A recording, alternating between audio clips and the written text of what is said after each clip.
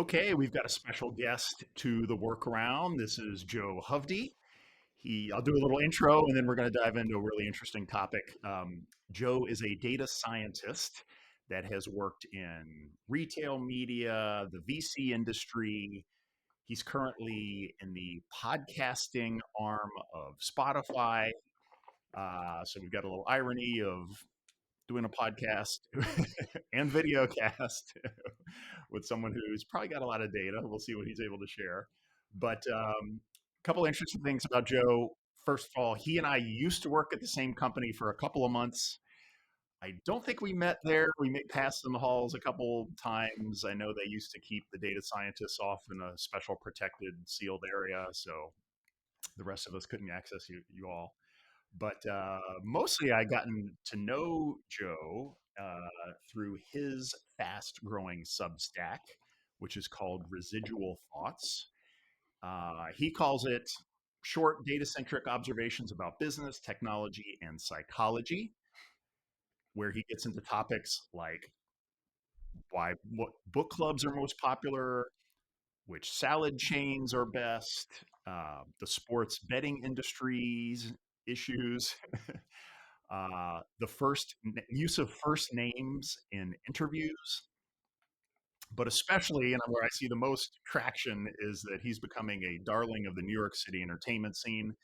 Some of his posts, using data-centric posts about the coziest bar, the best times to go to the Comedy Cellar to see top stars, and where to spot celebrities in their natural environment, which I can tell you, I lived in New York City for 2 years in the late 90s, and I think I saw one celebrity in the wild, and it was Al Franken.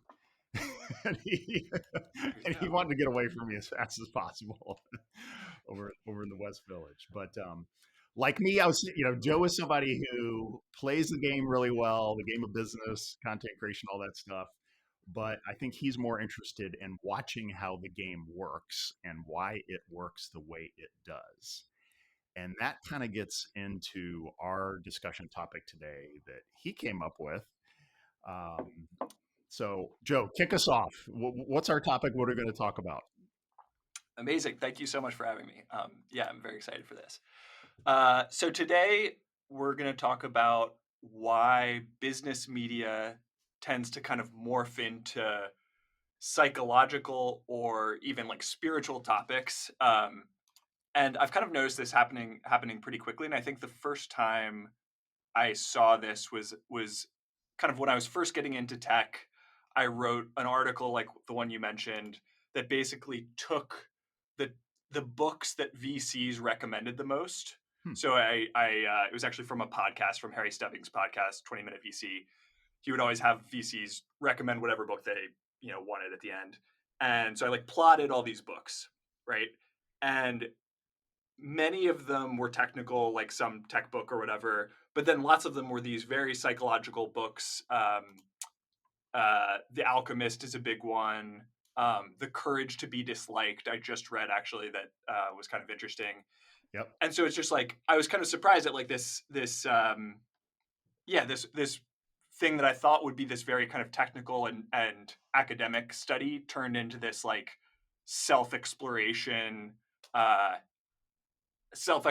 psychological thing. And I've just kind of more and more as I've kind of gotten into business media, I've seen that. So I was surprised by that when I first got into it. I am curious if you've had the same experience and if you're surprised by it too. Yeah, I got a lot of thoughts here. So, and I've got thoughts on. You can steer us here as you wish, but some thoughts on what other people do and think from noticing as the creative audience, but also what I think of in terms of what I'm creating. So, and I want to get that out of you too, because you're doing a lot of stuff here. But I'll say one thing I noticed. You brought up. I'll throw this out first. You brought up the 20-minute VC, Mm-hmm. Harry, and there was a time where I think for 2 years, every episode, listen to, enjoy, top VCs, startup founders. Um, the promise is 20 minutes. I think it always went to 30, 40, 50 sometimes. Yeah, yeah. But I stopped listening after 2 years because Same. it's just the same stuff. Mhm. And for me as a consumer, I'm looking for things that are changing. And I can kind of plot out, I think of it in terms of think of movie franchises or TV series. If there's at some point you just kind of or video games that I've spent hundreds of hours in over time, and they keep making sequels, but I'm out. And I think there's Yeah. something there for me that both I'm looking to evolve and have something that's pushing me, in that time I'm spending. And if they're just doing the same formula, it gets old Mhm. for me as the listener, but I also feel like it gets old to them. Like I can almost hear it in their voices that they start dialing it in too, and they're Yep. bored. Mhm. What's your take on that? Absolutely. Yeah. I think there's only so much you can do about a single topic. And especially if you're kind of doing it for a general audience, you kind of have to ask relatively basic questions, I think, over and over. So like I had similarly with the 20-minute VC kind of stopped listening to that after a while, and yeah, I think people you end up getting more interested. Like I would like to hear from Harry like what his personal experience has been like. Um, Now I'm more interested in that than I am in whatever he has to say about SaaS multiples or whatever. Yeah. Um, and I know he's done some of that, and so it's like I think as you as a consumer like get to know a creator for for whatever they talk about, whether it's business or fashion or whatever, like you end up caring about them a lot as a human, Hmm. and wanting to hear their human side of things. Uh, and so that ends up actually being kind of the almost a primary driver. One just quick tangent about this is I listen to this sports podcast, Pardon My Take, and their like most popular episode ever is called Life Advice, Hmm. and it's just like them talking about their lives up to this point. They're just kind of normal guys who became podcasters and whatever. Yeah. But they every episode is about sports except for this one that's this kind of their view on kind of how to navigate life. But it's like the most popular one. Everyone loves it because you get tuned to these people, and so I suppose that's just another example of how it ends up being like the most interesting thing ends up being like the people behind something. Do you think that's because you invest a lot of time? Like, is there did we get into to the sports podcast or the VC podcast because we had an information itch, and then we came for that, but we stayed for the personality or getting to know the person, and then Totally. so yeah. I was absolutely, yeah. Like you develop this parasocial thing, and then it's like the information itch has been scratched, and you kind of get it. But then, if you really love this person, like you want to hear more about them, or you want to kind of continue with them. Is that similar to a friend or not? Yeah, it's funny because parasocial obviously is this term. I feel like I use that for because I listen to podcasts a ton, and I feel like I have these comforting relationships with podcasters.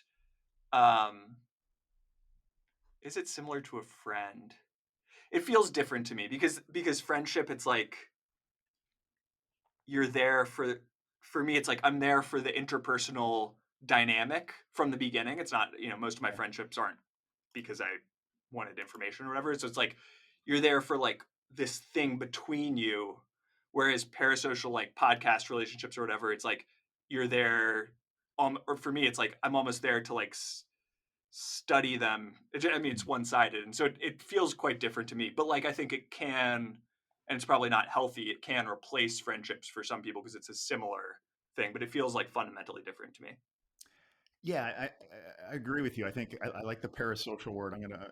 That's a good one. Of well, we all want human contact. I mean, that's part of our program too. Is that if you start building this, if they let in a little bit of who they are, which I think makes a good interview, podcast, whatever, especially today. And however, media today, we are a social media, the broader world social media. Let's not talk about screens and feeds, right now, but like broadly, we're moving our programming to having those, as you say, parasocial relationships, which is interesting. And I think the friendship thing is, you know, the friends that we have, we get to see them evolve. They get married, they have kids, they have a challenge, they get laid off, they take a new job, they start a podcast. Most people are dynamic, Mhm. and that, I think, keeps the friendship, makes it interesting. You have new things to talk about, new things to bounce on and learn from each other. But that I'm the brand, this is my formula. At some point, it's the it's not it's not you, it's me. I don't know. We're gonna break up Yeah. because you're not Yeah. changing. Yeah, you need the dynamism to make it, yeah, to hold your interest for a long time. So why don't they? Do you think they take some of the most popular podcasts that don't seem to evolve? Um, why are they not evolving?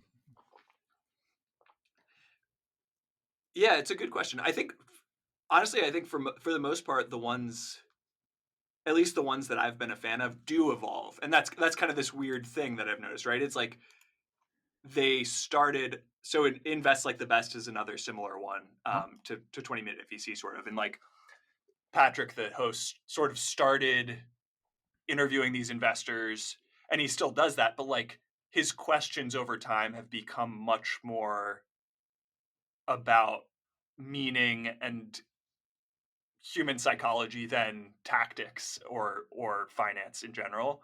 So I think, and he's done really well with the podcast. So I think he has evolved as his interest has evolved. Tim Ferriss, I think, similarly, is this huge person who used to be about literally 4-hour work week Yeah, tactics, and is now, I think, he's a big investor in a lot of psychedelics, and he's a very like it's a very important, uh, I think, to his audience that they see his psychology. So I think a lot of people do evolve. I think, I mean, it's quite vulnerable, right, as a creator. So like I could imagine if you had a big audience, you would want to sort of stick to what's working to some degree, and keep it relatively surface level, because it's like you're putting yourself into this ether. So that feels scary to me for sure. So I can understand why yeah. people wouldn't do it, but I think it's a natural course to like go from subject matter into like universal human experience, for a lot of these big creators. Yeah, I think there's some. I mean, you're hitting on something that I was noting is if they become popular, they've struck gold somehow. I mean, you could probably give us the data on what percentage of podcasts, get over 1,000 listeners, a Yeah, hundred, yeah, yeah. almost It nobody. is rare. Yeah. So they get it, and it's paying off in lots of ways. Boy, it's got to be fearful to lose that. And, Mhm. and the other thing I was thinking about is it, a niche does help. So I'm interviewing a VC or a founder of a company you've heard of every week. Okay, that attracts, or whatever the topic. There are people out there looking, as we were saying, that information first. Does this tickle my info? I'm not interviewing, or I'm not searching for a new personality to build a parasocial relationship with. I have a topic that interests me. So that's really helpful. But is it, I get sometimes this is considered audience capture, maybe where you exist for the audience, and the fear of veering off. Do you lose that? It's got to be huge. Yeah, for sure. Um, I think there's also probably, and I felt this, with on a very small scale of like building some small audience. It's like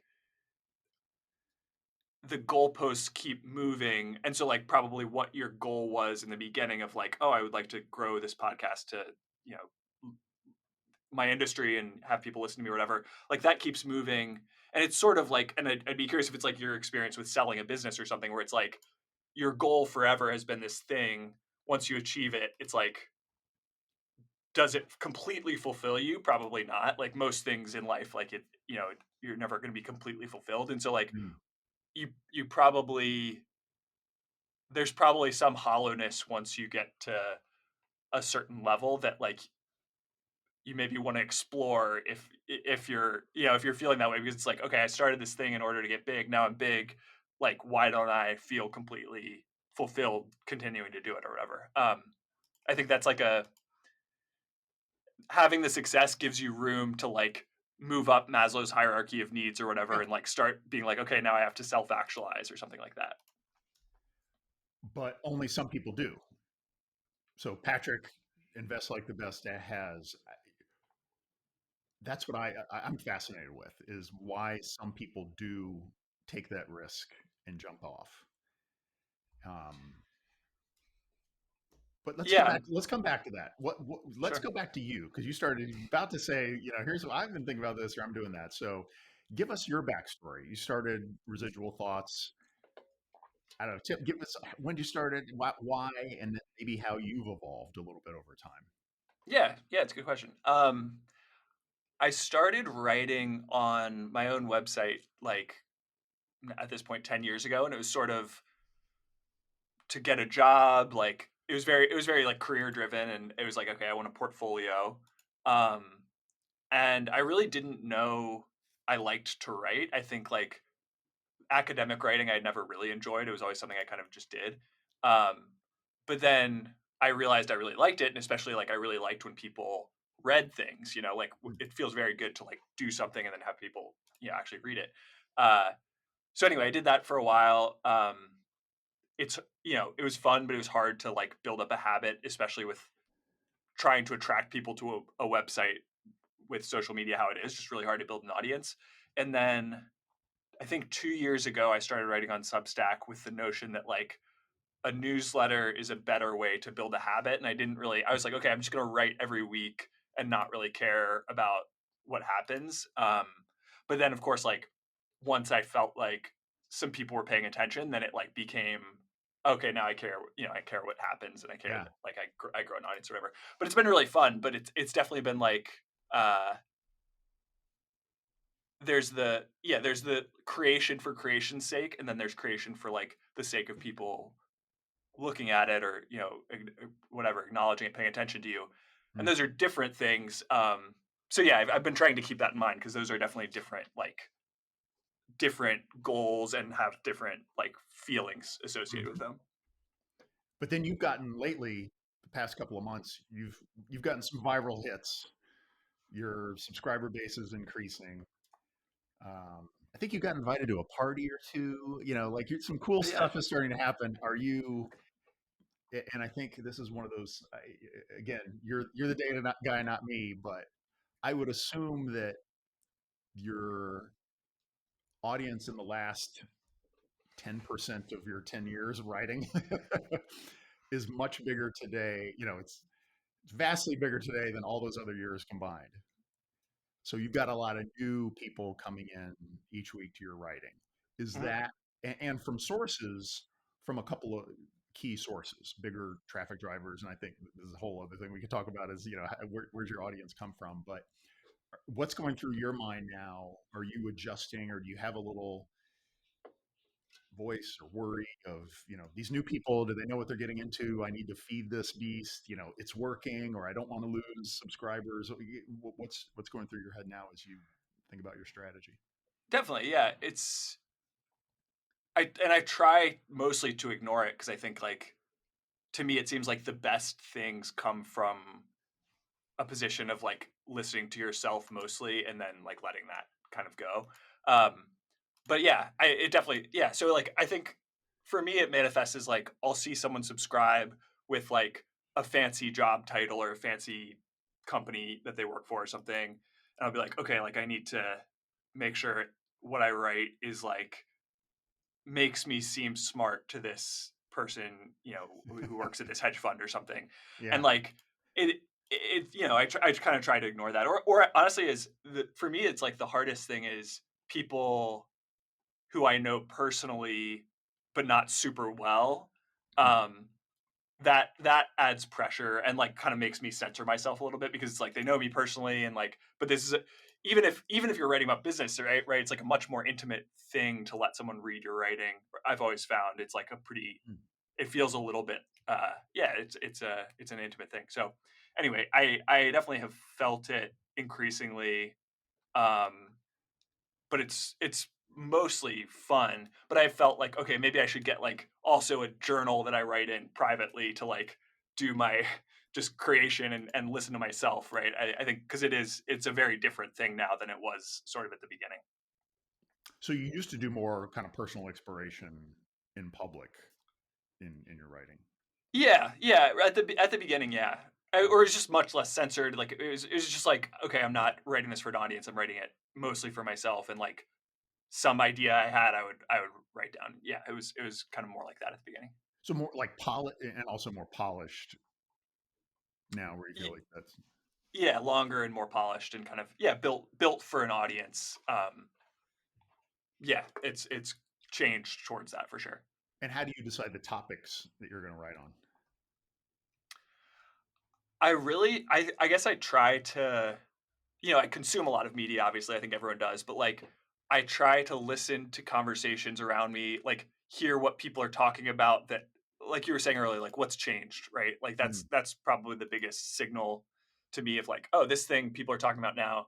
Um, tinned fish is a good example. It just popped into my mind. But like I had never heard of tinned fish, until or like I'd heard of it, but it was like, okay, this like weird thing that would be in your pantry. But now it's like this like sexy food in New York that like people are having at wine bars, like tinned fish from Portugal. And it's just like that's like a funny thing, right? It's like, why did that change happen? What drove it? Like, and I can usually feel like if there's something in my mind where I'd be like, this would be an interesting thing to bring up at a party, like then it's maybe an interesting thing to put some data behind and like and Hmm. try to write an article about. So is that kind of like, so in a way, are we hitting on your brand? I'm the voice I want to bring is, here's a cool little fact, something you might not understand at a party.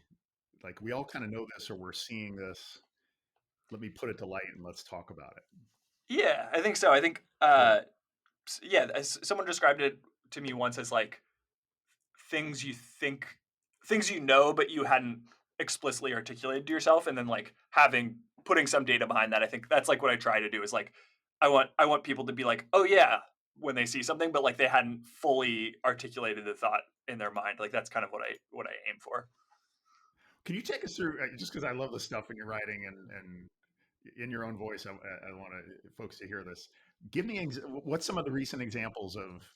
Take me through the whole process of what you did and some of the data that you dig into. Okay.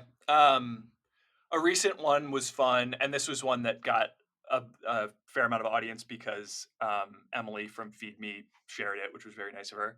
Um, so this was Allbirds, uh, and I think Allbirds is a great example of this stuff that's changed over time, right? Because it's like I remember it being when we were at the company we worked at together. Like it was a very trendy tech shoe Yeah. at that point in time. At least for me, like tech wasn't uncool in a way that is kind of uncool now. Um, and so like I had friends, I considered buying Allbirds. I never did, but like I considered it. I knew they were very comfortable. And then like at some point it became this like associated with tech bros, which is this whole new term, came around. And like now I just saw that the company's, they're worth I think like 40 million market cap or something, down from like 2 billion or something. Like it's Yeah. the company's doing very poorly. So it's like, okay, what happened in that space of time? Like why did that happen? This company that raised at a huge valuation and then is now barely, selling for parts. Um, so I was just interested in that. And uh, then it's like, okay, you have some question of like what happened with Allbirds, and then it's like, how can I put some data around this that helps answer that question in a way that I can understand and people can understand. And so from there it was like I used Google Trends, and like there's an API that I use to access Google Trends programmatically, but use that to plot some data on just like search interest over time. Um, I used Deep Research, the OpenAI tool, to like look at their financials over time and just like understand the business a little bit. Uh, I'm trying to remember if I did any other. Sometimes I'll like use Reddit keywords and stuff to like look at trend, just like how people are discussing it. Okay. things like that. But yeah, it's really like it always starts with like a question I have, and then it's like going out into the world and trying to find some data to make it a little, yeah, like the quantitative spin on it, I think is what draws people to read to read it versus reading a Business Insider article about Allbirds or something. Yeah. And that Allbirds question, are you editing yourself? Do you have like a list of here's a bunch of questions in my mind and the audience may like this or may not like that one, or are you just kind of going with your like I'm curious on this and the rest will take care of itself? Mostly the latter. It's always like I have like a running notes app in my phone where I'll write stuff down when it comes to me. But like mostly I don't even really look at it. It's just like when I'm excited enough about something, I'll just kind of start working on it then and then I'll publish it. Like and so that's sort of the editing mechanism is like am I excited enough to do this? Um so I Hmm. yeah, it's not an explicit thing. I'm not like going through and choosing stuff out of a list really. It's more like all right, what seems interesting enough right now. Sometimes it's topical, right? But like Yeah. mostly it's just like what thing am I excited about right now? You know, there's two things you make me think of there of people that I creators that I love to follow. One is Morgan Housel, who writes wonderful stuff around finance topics and money Yeah. topics, and he was interviewed recently on gosh, I forget. Maybe it was Talking Billions, another podcast where the host starts off with "Tell me about your childhood," you know, getting on the psychological couch, and he said straight up, "I'm only writing, recording things that I'm interested in." You know, he said, "I'm not thinking about the audience at all," um, that's stuck in my mind. A little bit of is he for real, but but Mm, that's good. Like if you're not excited, and I think it even plays into if if it's formulaic, if you're just trying to here's another box you got to check, feed the beast. You know, it's not exciting anymore. But the other thing I thought I heard was really interesting from another favorite that I follow pretty consistently, Cal Newport, mm, who I'd say his niche is probably around productivity and kind of an anti-tech, keeping us always on in work and life. And mm. he did a piece recently bringing in Sam Altman, who's an interesting person in multiple ways. But the point was, like, the question was, how do you pick a project to work on? And Sam and Cal both use as a filter, am I just energized? Do I just have to do this? And I think that's a lot for me as I'm deciding, even writing and now recording. It's just something that there's so many things you can do in life and lots of interests, and I've had more time than I ever had for things outside of work. And you're just kind of like, okay, if I just get compelled to do, that's the new thing. I don't have to sit there and rationalize it. But if there's that compulsion, okay, I guess I have to go with this. And that comes down to topics as well for me a lot. Like I've got over 200 pages, I think, of outlines of posts that I could write. Wow. Each week, I almost never look at that list. It's mostly, you know, Monday morning, something starts coming up in my brain, and then I'll in reading or listening to things, four other synchronicities will like almost write it for me. Okay, I Yeah, guess I got to do this. You know, this is the universe or the complex adaptive system we live in, or whatever is going up. We got to go over here, and so okay, I'll just go with that, and so that list only gets longer, not totally. shorter. Does so that's very I totally agree with that in terms of how I write. Do you think that works for building a business? I guess Altman probably thinks that to some degree, but it just feels like so many startups fail because people go after something that excites them, but then the slog. You know, you just there's with startups, it's like you're building something for years, whereas like when I write an article, you write an article, it takes a couple days. Like, Yeah, great. do you think that like for you, like does that make sense for guiding your like career if you're someone who works on a business as well as like a writer? For sure, and this is something I think it's worked for me because, and it's something I one of my standard Bob speeches that I give to people. I get a lot of people come to me, friends, strangers, whatever, who are like, I got this great idea and you do startups. What do you think of this idea? And, or it could be a book. I want to write a book. Yeah, Sure. you've written a book. How do you write a book? And the thing that I advise, which is based on my own experience, is ideas are so cheap and free and coming all the time. You're an idea person is my speech. Congratulations, you're an idea person. And often the ideas that I've had or other people, it's completely different than their industry, their experience. They're coming up with something that um, they watch sports, but they want to invent a sport. I mean, it's something Yeah.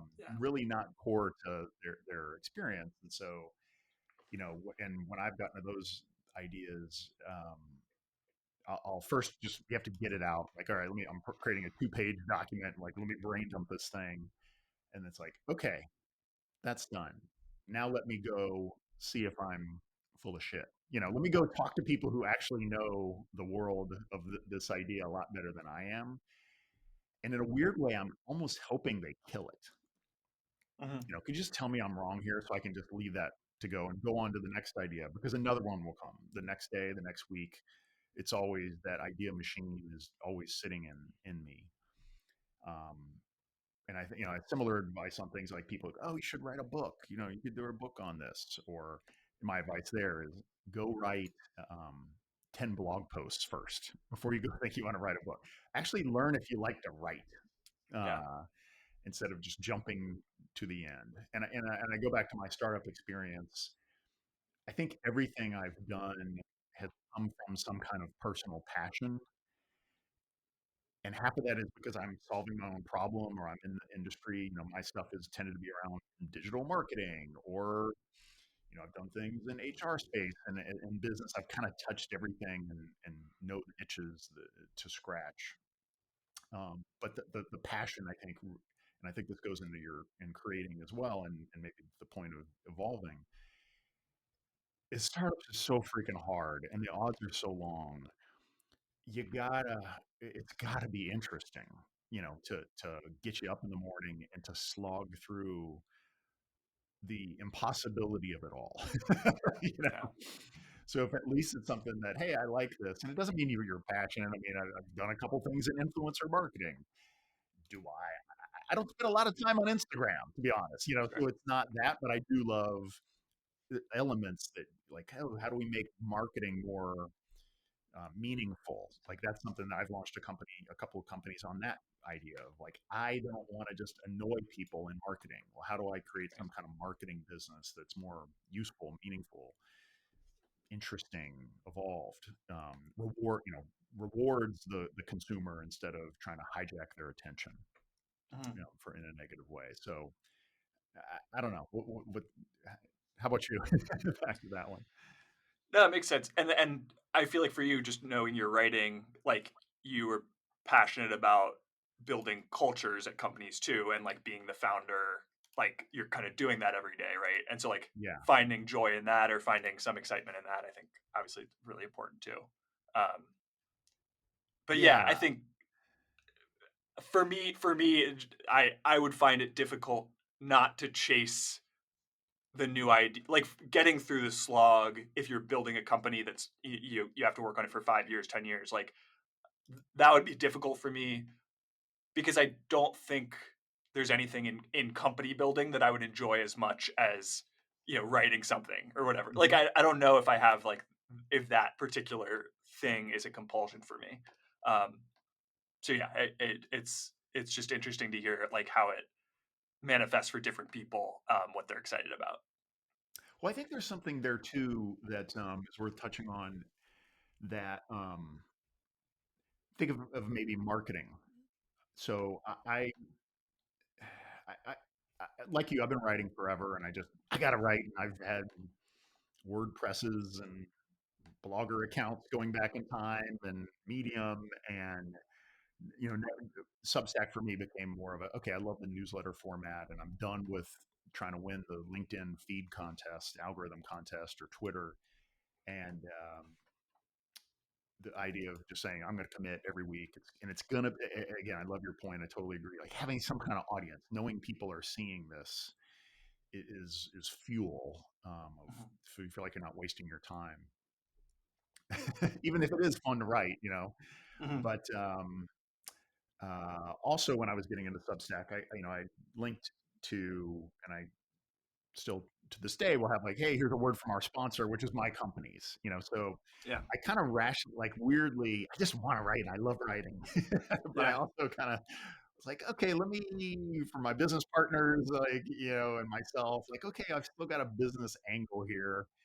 And I have, I've made a lot of interesting connections, and we've gotten a couple clients and things like that off of me putting a little, hey, here's some businesses that we have, which make it interesting. But I think that also I've done, like at my startups, I've always been done content for them. I've done the writing, I've done interviews, wrote a book. My book I wrote basically for my agency for marketing for us, to throw on a CMO's desk when we're in a big pitch. Um, but it's the win-win. Like I get to express myself creatively, and it's going to build a business. And that's also another piece of advice that I give people who say, "Well, tell me about content marketing." It's like if you want to win, there's so many types of marketing you can do. Do something that matches with where you have some passion or skill. Mhm. So if you love getting on a stage, try to go get more keynote speeches. If you are a data geek and like, direct response stuff, go focus on direct mail. If that's A/B testing subject lines, if I have to, and I have done some of that, I can, but the energy is just not there. And for things like marketing your business, especially a startup where there's so many ways you can spend your time, force forcing yourself to do something that you don't like versus I get to write and it also is going to help build my business. That, it's like a tactical what I'm loving. The startup has got to be something I love. The tactics I do in the startup is something I love. Or, similarly in my companies, I've been, the CEO, but also the marketing guy. Okay, I Mhm. can do that too. My business partner Ryan is operations, but also finance. So you find those roles too. I think work best when it's something that you really enjoy doing. Yeah, that makes sense. Like channeling your energy towards where it kind of flows naturally or something like that. Yeah, A- and I feel like for me, it's like that's to just bring it back to the general topic. And like yeah, business is this thing, or business like careers are this thing that throw you into a lot of situations, some of which psychologically feel great, like that, like writing. I think for both of us, like feels really good and kind of like this joyful thing, and then like some situations, for me have been like really, really psychologically uncomfortable, like worse than any school or really worse than any other uh, experience, really. Like kind of, so it throws you into this spectrum of things, and then it's like almost forces you to think about psychology and like how you react to these situations differently than, at least for me, like when I was in school, I didn't really think about what what my energy was drawn to, because it was just like, okay, you do your schoolwork and you get it done, and maybe I like math or something, but it's much less wide open than a career where you can have all this huge spectrum of like just psychological experiences, I guess. yeah. Well, let me go back to let's dial it back even to how we started. And um, do you have let's if you have data on this, this is the time and place to share it. But you came up with it. So this whole thing this whole reason we're sitting here, this topic is one of those nuggets that came out of your mind. Why do some creators in the business world, um, publishers, media brands, whatever, start veering toward psychology and even spirituality? Do you have hypotheses here? I think so. I should, I'll try to get some data on this because I think it'd be interesting. I think to me the biggest things are people who create content tend to be kind of analytical and interested in understanding things. And if you're successful at that, often it means you've made money either doing that or kind of in business elsewhere. And so you have enough money where you don't have to analyze how to make money. Like you kind of have that problem a little bit solved. Okay. And so it's like then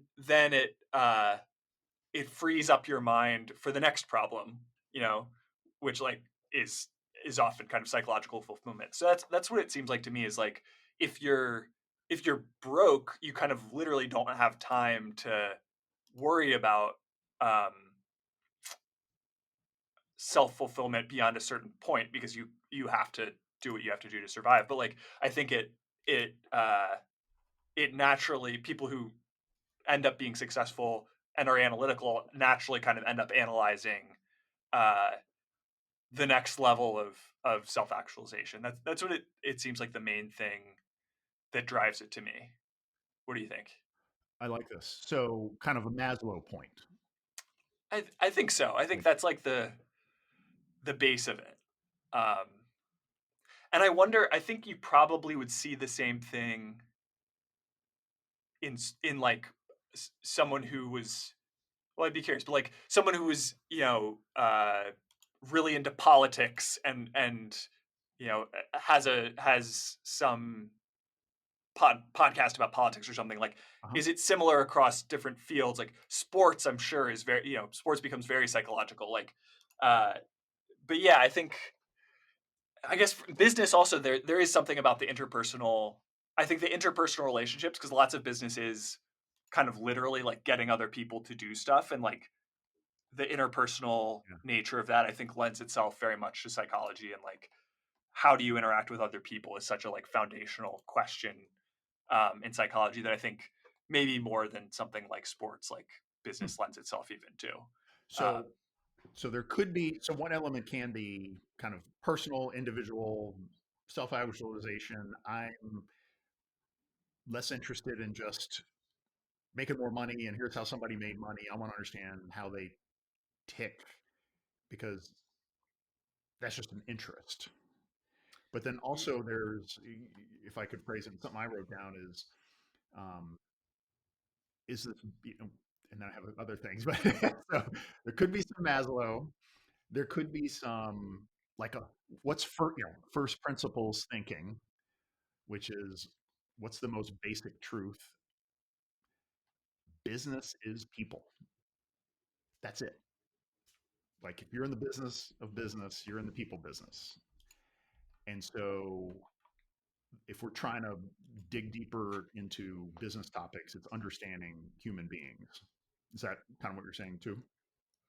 I think so. And even if you're, because I often think about like, okay, even if you're kind of at the extreme end of like you're a day trader trading options by yourself, it's still people, right? The most important thing is like managing your own psychology and understanding like how you make decisions and what matters. And so that's like just as much a fundamentally a first principles people thing as if you're running a 500 person company or something. It's all like how do people work? Yeah, I think that's right. But do you also, and I think even related, another thing I was jotted down is it a trend? So you talk about trends a lot. Um, people have said, look at the words we use today that 40 years ago would only be spoken at a psychologist convention. Like Mhm. ego, shadow, trauma, parasocial, Yeah. anima. These things are now uh, everyday dialogue.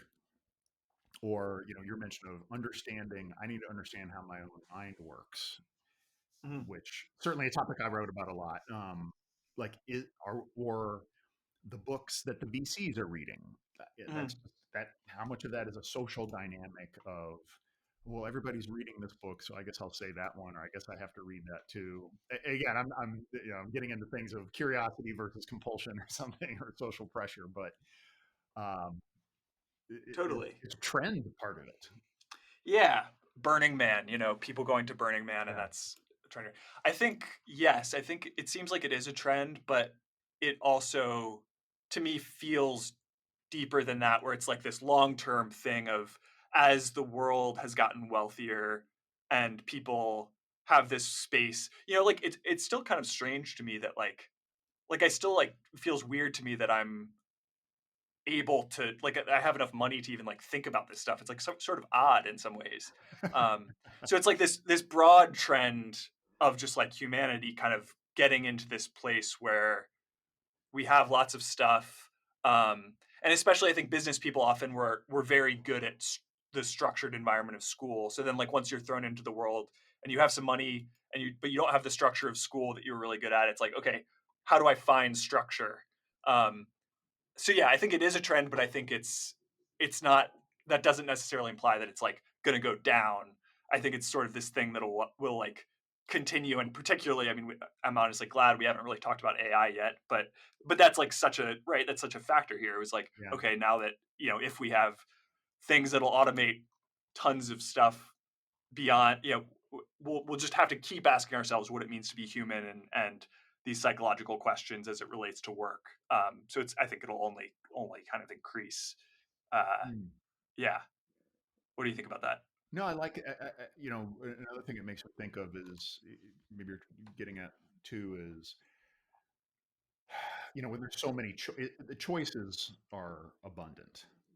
Mhm. And so, and, it's both the blessing of so many choices, but the curse too. We can't just go on and, okay, here's my track. I'm good. Tell me what to do next. Give me my next project, the next promotion. It's now we have to create everything on our own. Mhm. And, I think that leads to a lot of the psychological problems that people have, that struggle with is trying to find order from the chaos. We have more chaos than ever, which there's opportunity in chaos. You could make yourself, but that doesn't make it easier. That's a big shift there. Yeah, Um, I was just gonna say because I know you started at PNG, and in my mind, PNG is this very structured place, like almost a continuation of school in a sense. Like it feels. I didn't work there, but like it feels yeah, like it's a place where it's like ton of structure. You're a PNGer for life almost. Present company excluded. It's like this kind of old school company in that sense. Whereas like, yeah, I mean, like you look at kind of things that are happening now, and it's like work being atomized to the point where it's like, staying at a company for longer than 6 years feels like a really, really long time now. So yeah, does it feel like this? How does the psychological relationship feel different for you or the people around you at a place like P&G versus like, yeah, sort of what you're seeing now, or even just like in startups or something like that? yeah. I mean, it's kind of a different. It's a different world. I mean, again, staying on the chaos theme or being on the edge.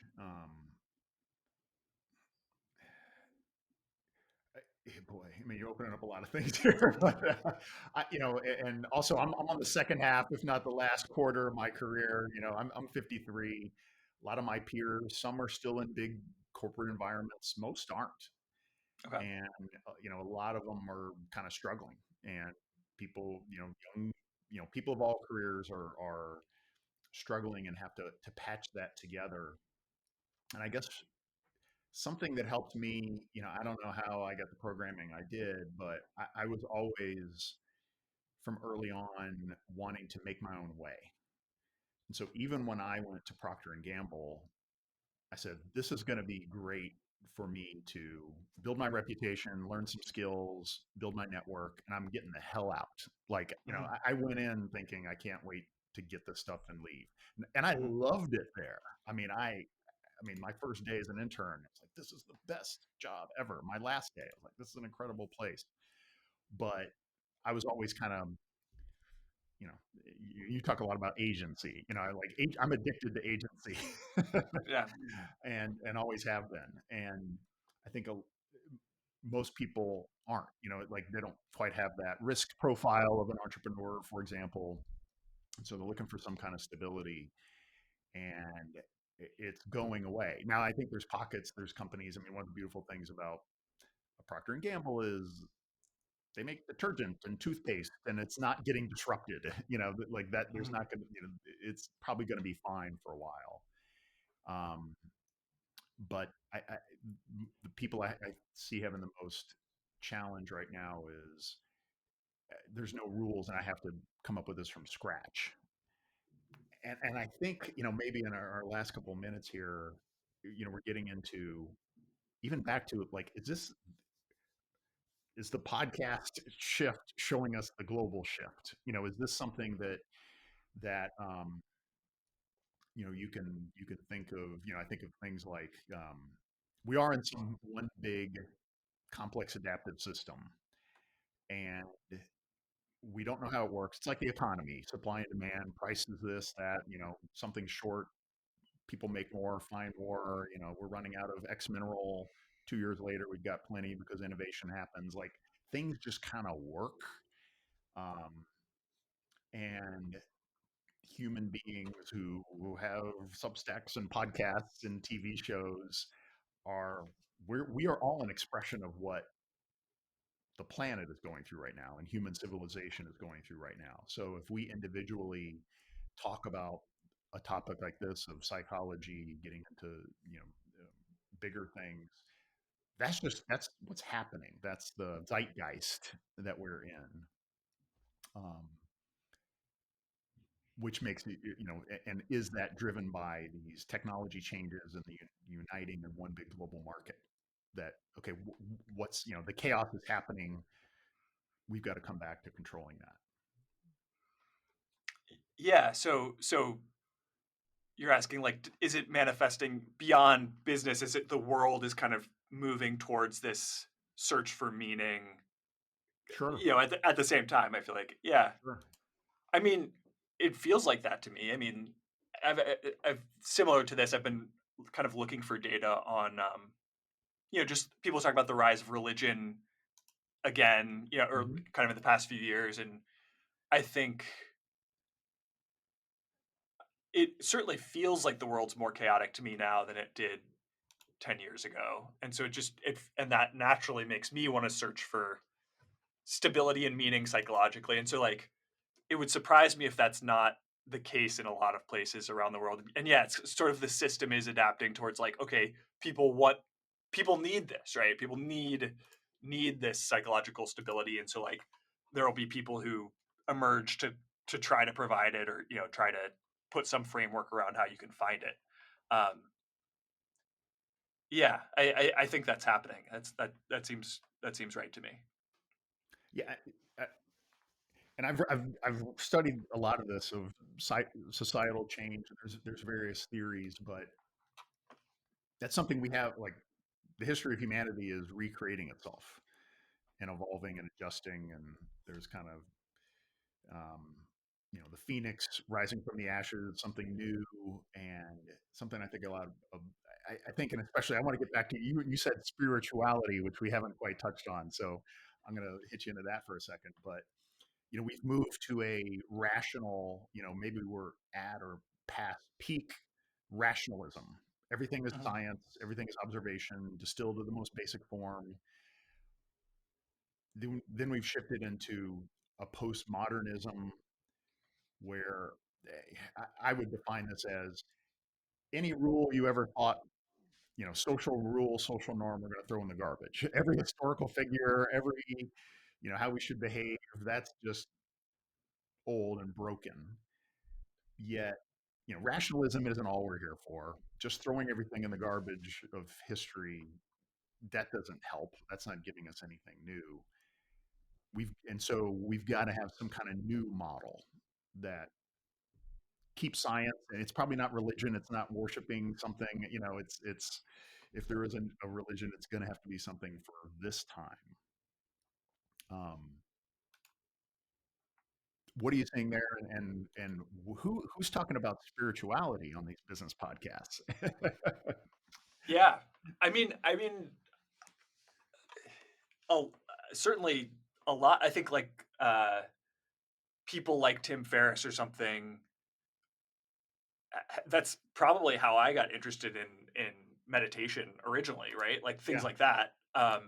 was a trend that started as maybe a productivity trend of like you can meditate, you can focus more, but then it naturally obviously goes into Buddhism and all huge hundreds of thousands of years history of meditation. Yeah. So it gets into these much deeper topics pretty quickly. Um, yeah, it feels like a readjustment, and certainly for me, like the past couple years have accelerated it a lot with, I suppose, a combination of kind of political chaos and feeling like okay, the world isn't really working with the rationalist view, like kind of how we thought it would, and then the technology shifts just like make you question everything. It's like okay, what are we here for? Hmm. What is yeah? What are we actually meant to do? It provokes much bigger questions than I had, when I was 26 and trying to figure out a career in tech, right? Like I think, Yeah. and part of that's me just getting older, but I think part of it is just like the world is a really different place than it was even 5 years ago. Um, so yeah, I don't know what it looks like, but it feels like a lot of people are kind of moving in that direction and searching for something new. Yeah, and it felt like a lot of that was happening during the pandemic. People had this time and space, and in some ways it saddens me that we don't have that space right now, even though we kind of need it. Like it feels like we need it maybe even more, um, but we don't have uh, time to take a collective pause, um, that I think would be helpful for a lot of people. Well, I think something you allude to there of how do we help other people, and I think that's the one thing maybe we haven't talked about as much, but it's that's a real inspiration for me in my writing and thinking, and I go through, especially on the topics of my own psychology, if those who have read my stuff, like you're going to find something, here's a business story that it's a Trojan horse to better looking at yourself in the mirror and Yeah. looking at myself in the mirror. And here's a story from 20 years ago that's got, a screw up or something I did right that, my most recent, more recent post, I talked about, here's a great advice I got in Hmm. 1998. Yet I didn't realize why I listened to it until 2 weeks Yeah. ago. Yeah. And then, it's that epiphany I want to share with people. And that's the a big driver of me of writing is like, wow, okay, I've got enough people to it's having an impact, and I get some comments and notes back and texts and things that, wow, I heard that exactly what I need to hear right now, and that's great fuel. But it's the responsibility too, and it feels like, okay, if I figured something out, it's Plato, you leave the cave and you can stay out there and be a monk and have your perfect happiness, but the real, for others of us, it's come back into the cave and try to help other people see some truth. And I think the more, and maybe this goes to two of I'm also looking for help. So when I'm writing something that gets into these deeper psychological, spiritual topics, I'm kind of hoisting my freak flag and saying, okay, who else is into this stuff? I want you. I want to attract you. I want you to help me learn. And Hmm. um, we both are involved in a great community called the Leading Edge. That's I found by following Tom Morgan's Substack and been opened up to a really interesting community of people that are way far ahead of me on the leading edge of these topics. But getting that exposure, by first showing yourself. And I think some people, could you imagine 10 years ago, people publicly saying they went to an ayahuasca retreat or, you know, taking ketamine or an executive at a Fortune 500 talking about having a coach. Like these Right. are all things that seem very, very new and accepted that, um, hey, we're open to some help here and evolving in different ways. Yeah. Yeah. Everyone's trying to figure it out kind of together, which that is it is comforting to know that people are kind of going through the same stuff at the same time you're going through it. Well, this has been awesome. Thank you so much for spending the time here and getting into it.